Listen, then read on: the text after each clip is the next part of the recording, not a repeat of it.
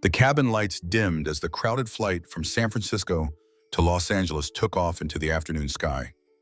Passengers settled in, adjusting headphones and opening laptops, preparing for the short journey down the California coast. All except Alex Thompson, whose attention remained fixed on the restless infant in his arms. The rainbow bracelet on his wrist caught the overhead light as he gently bounced Mason, his 9-month-old son. After 3 years of fighting through a system that seemed designed to reject him, Alex had finally become a father. Yet here in row 7 seat A, his newfound joy was unraveling with each passing minute. Mason's soft fussing evolved into desperate wails that sliced through the cabin's hum. Alex whispered reassurances, offered a bottle, adjusted the blanket. Nothing worked. The businessman's suit felt suddenly restrictive as sweat beaded along his hairline. Each failed attempt to quiet Mason only amplified the weight of countless strangers' stares. "Some people just aren't meant to be parents," came a voice from across the aisle. Bradley Parker, a middle-aged executive in an expensive suit, made no effort to lower his voice. They shouldn't allow people like him to adopt in the first place. The words landed like physical blows. Alex had heard similar sentiments from adoption agencies, from courtrooms, from family members who couldn't understand why a successful tech CEO would want to raise a child alone. Each rejection had cut deeply, but he'd persevered, building his company Safe Space to connect LGBTQ+ families with resources while fighting for his right to create a family of his own. A flight attendant named Karen approached, her professional smile not quite reaching her eyes.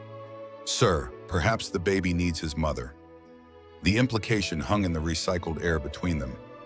Alex felt his throat tighten as he replied, "I'm all he has." Mason's cries crescendoed. Alex's mind flashed back to the judge who had finally granted the adoption, warning him that the world would be watching, waiting for him to fail. In this moment, surrounded by judgmental stares, Alex feared he was proving them right. Several rows behind, another family watched the scene unfold. Ethan Miller gripped the armrest, his weathered fingers bearing the faint outline where his wedding ring had rested for 18 years before being moved to his pocket after Robert's death. Beside him sat his son Jamie, headphones around his neck, watching Alex's struggle with unexpected intensity. "Dad," Jamie whispered, "I think I could help him." Ethan's brow furrowed with concern. "That's not our business, Jamie. You can't just approach strangers on a plane." But Jamie's eyes remained fixed on Alex, recognizing something in the young father that others missed. Not just the rainbow bracelet that matched the one he and his fathers had worn as a family, but the particular kind of determination that comes from having to fight for your place in the world. Sometimes the most profound connections happen in moments of crisis, when kindness breaks through judgment and reminds us of our shared humanity. For Alex Thompson, his breaking point on a routine flight would become something far more significant, a reminder that family isn't just what we're born into, but what we create through courage, compassion, and unexpected allies in the most unlikely places. Follow Heart Stories for more tales that reveal how a single moment of connection can change everything. Ethan Miller had spent 2 years recalibrating his life around absence. The school music room where he taught had become his sanctuary, the piano keys under his fingers speaking what words couldn't express since Robert's final bow.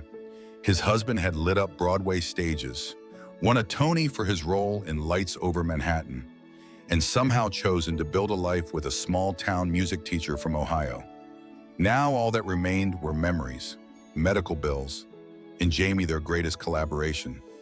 Jamie's fingers traced the wedding ring hanging from a chain around his neck, his father's final gift. At 17, he carried Robert's musical talent and Ethan's quiet resilience, a combination that had sustained him through the whispers in their conservative hometown. The trip to California represented more than a family visit. USC's prestigious music program awaited, offering Jamie an audition and a path forward. If only they could afford it. "He's still crying," Jamie murmured, his attention returning to Alex and Mason. The infant's wails had taken on a desperate quality that resonated somewhere deep in Jamie's chest. He recognized the sound of someone who needed to be truly heard. Ethan noticed his son's expression, the same determined look Robert had worn before making decisions that changed their lives. "Jamie, these people aren't like us," Ethan whispered, eyeing Alex's designer watch and tailored clothes. "Rich folks don't want strangers approaching their children." But Jamie saw beyond the surface. "Dad, look at his bracelet. He's family." The rainbow band around Alex's wrist matched the ones they'd worn at pride parades, a silent signal of belonging in a world that often excluded them.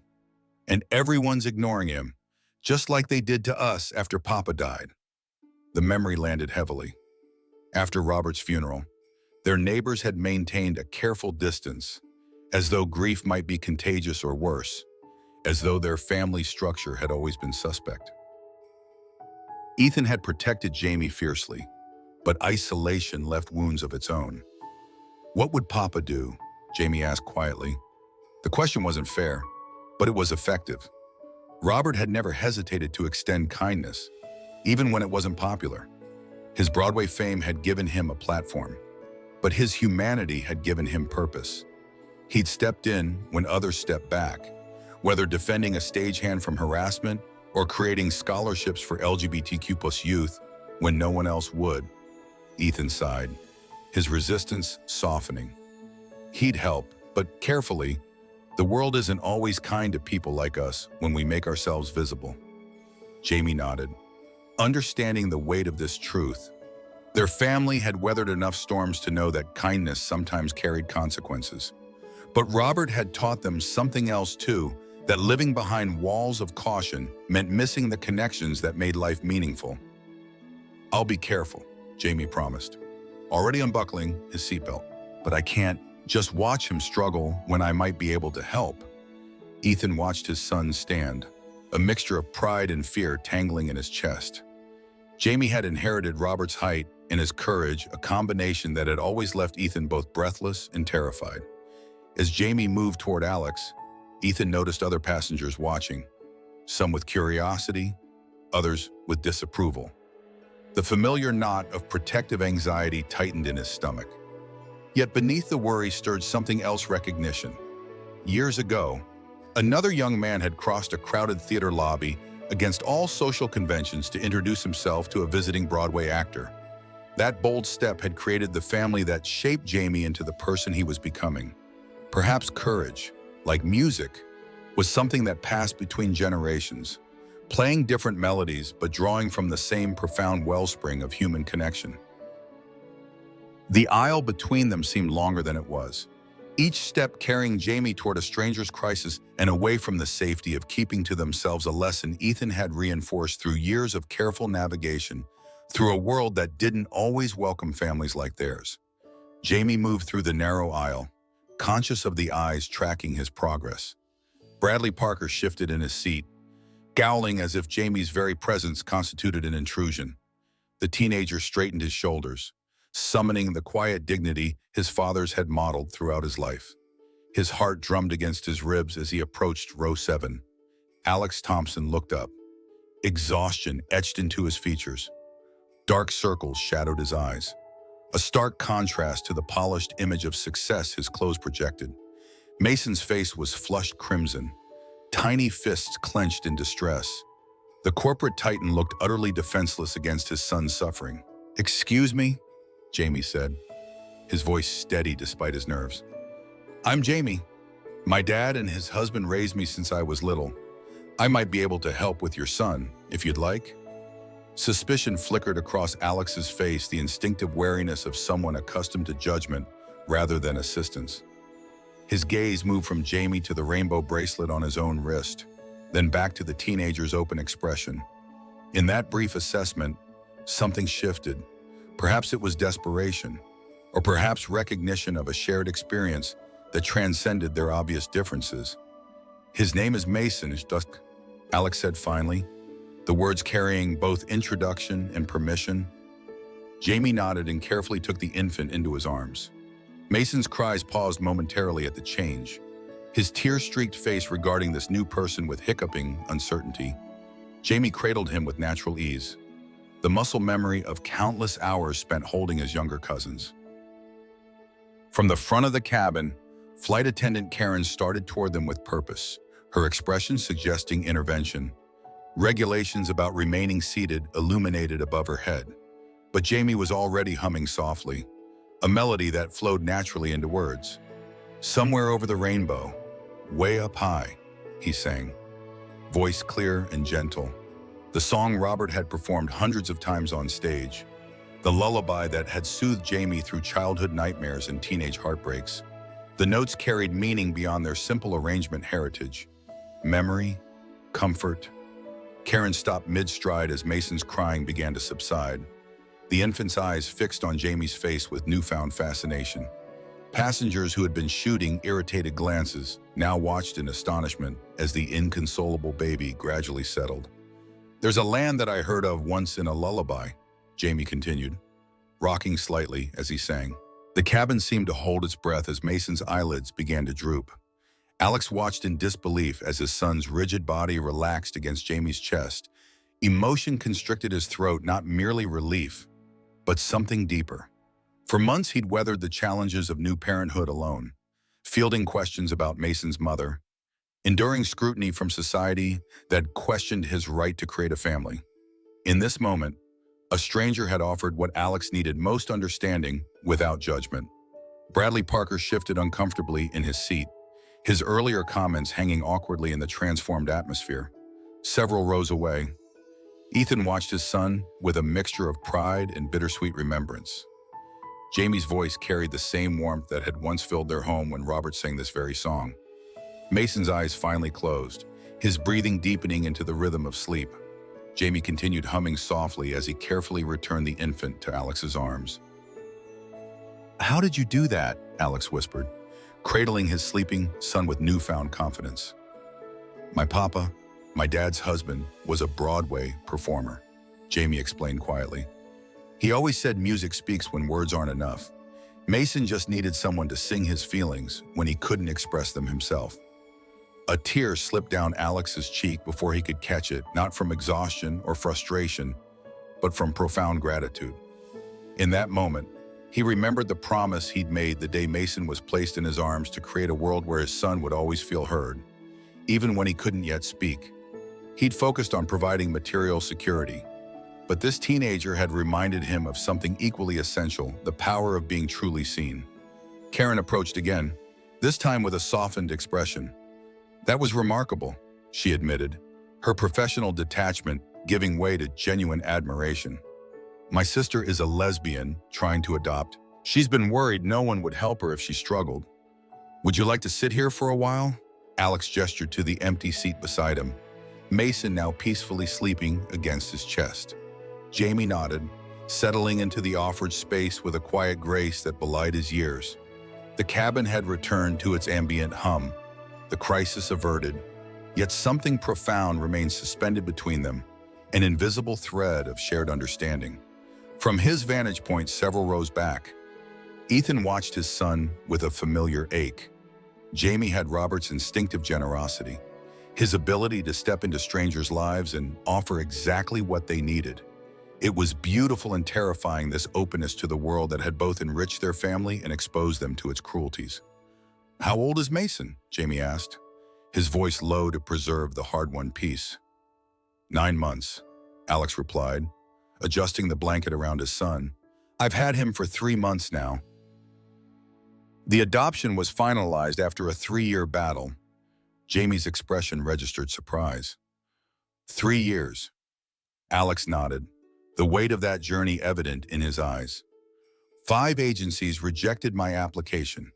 Too rich, too busy, too single, too... He glanced at his rainbow bracelet. "One judge told me I was trying to make a political statement rather than build a family." The words hung between them, familiar in their prejudice. Jamie touched the ring hanging from the chain around his neck. "My fathers fought similar battles when they adopted me. Papa Robert was already famous on Broadway, but that made some people even more suspicious. They thought he wanted a trophy, not a son." Something shifted in Alex's expression, recognition beyond their superficial differences. "How did they handle it?" "They proved them wrong by just living authentically," Jamie said simply. Papa used to tell me, people will try to tell you what you can't do because of who you are, but that's exactly why you have to do it. He never let fear stop him from living fully. Alex studied the sleeping infant in his arms. I built Safe Space to connect LGBTQ+ families with resources, but sometimes I wonder if I'm the right person to raise Mason. When he was crying and I couldn't help him, it felt like everyone who doubted me was being proven right. My dad felt the same way after Papa died, Jamie confided. He was convinced he couldn't raise me alone, that he was failing because he couldn't be both parents. But what I needed wasn't perfection, just his presence and honesty. As they continued talking, Karen approached with bottled water and an apologetic smile. I want to say I'm sorry about earlier, she offered. My sister is terrified of moments like what you experienced, of being judged as inadequate because of who she loves. I should have been more supportive. The conversation expanded, creating space for vulnerability. Karen shared stories about her sister's adoption journey. Ethan eventually moved forward to join them, his initial reservations dissolving as he recognized in Alex not wealth or privilege, but another parent navigating uncharted waters. Robert and I learned that parenting isn't about having all the answers. Ethan shared, his voice soft with memory. It's about being willing to ask for help when you need it, and offering it when you can. From across the aisle, Bradley Parker listened silently, his earlier judgment complicated by the humanity unfolding beside him. The narrative he'd constructed about Alex and Mason was being rewritten before his eyes, challenging preconceptions too deeply rooted to acknowledge aloud. As Mason stirred briefly, Alex handled the moment with newfound confidence, applying the gentle rocking motion he'd observed from Jamie. The baby settled again without waking. You're already learning, Jamie noted with a smile. I have good teachers, Alex replied, glancing between Jamie and Ethan. The conversation shifted to Jamie's upcoming audition at USC, his dreams of following his father's musical legacy while creating his own path. Alex listened intently, recognizing in the teenager's aspirations echoes of his own journey, the desire to build something meaningful that could change how the world saw families like theirs. People often think success is measured by what you accomplish alone. Alex reflected. Building Safe Space taught me differently. Real impact happens through connection when we recognize ourselves in each other's stories and build bridges where walls once stood. The Los Angeles skyline emerged through scattered clouds as the plane began its descent. Mason remained peacefully asleep, transformed from the inconsolable infant who had boarded in San Francisco. Alex's shoulders had loosened, the rigid vigilance of new parenthood softened by unexpected solidarity. As passengers gathered belongings and checked phones, Alex turned to Jamie and Ethan. You've given me more than a quiet flight, he said, voice thick with sincerity. You've given me hope. The seatbelt sign dinged off. Travelers surged into aisles, the momentary community of the cabin already dissolving into individual journeys. But Alex remained seated, Mason cradled against him, clearly reluctant to end the connection that had formed midair. I'd like to help somehow, Alex said finally.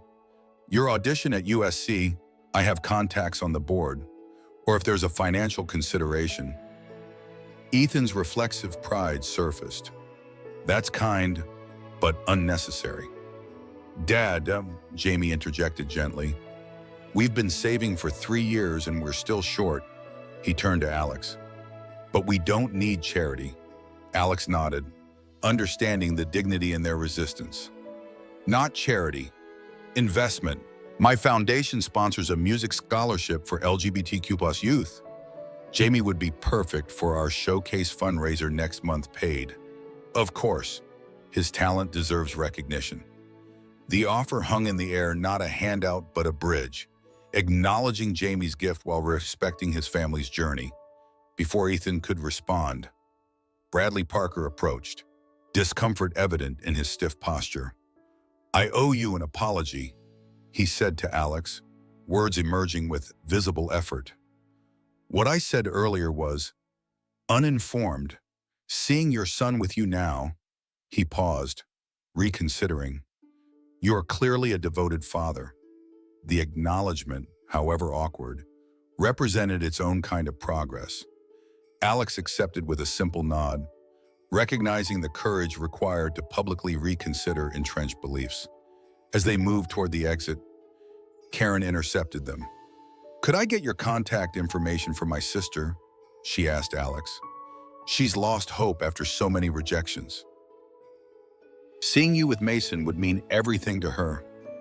In the terminal, as they prepared to part ways, Alex made a declaration that surprised even himself.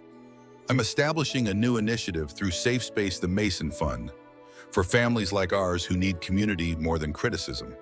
He looked at Jamie. "Your father's song didn't just soothe Mason, it reminded me why I started this work." Ethan extended his hand, emotion evident in his eyes. Robert would have been proud to see his music building bridges like this. Before separating, they captured a photograph Alex holding Mason, flanked by Jamie and Ethan, 4 lives temporarily interwoven in the chaos of modern travel, yet connected by something deeper than circumstance.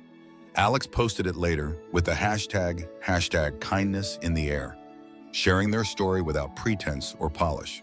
The post sparked thousands of responses from LGBTQ+ parents, from families who had weathered loss, from people who had found connection in unexpected moments. 3 months later, Jamie performed at the Safe Space Gala, his acceptance letter to USC's music program with full scholarship framed backstage. The Mason Fund had already assisted 15 families navigating adoption barriers, with Karen's sister among its first recipients. What began as a crisis at 30,000 feet had transformed into a foundation for change, a reminder that even in our most vulnerable moments, connection remains our greatest strength. For Alex Thompson, success was no longer measured in corporate acquisitions or technology patents, but in the community he was helping to build, one where Mason would grow up knowing that family transcends bloodlines, that compassion crosses aisles, that harmony emerges from our differences when we dare to listen. Have you ever experienced a moment when kindness from a stranger changed your perspective or offered support when you needed it most? Share your story in the comments below, because these connections deserve celebration. And follow Heart Stories for more narratives that remind us how a single act of compassion can ripple outward, creating waves of change in a world that sometimes forgets we're all simply trying to find our way home.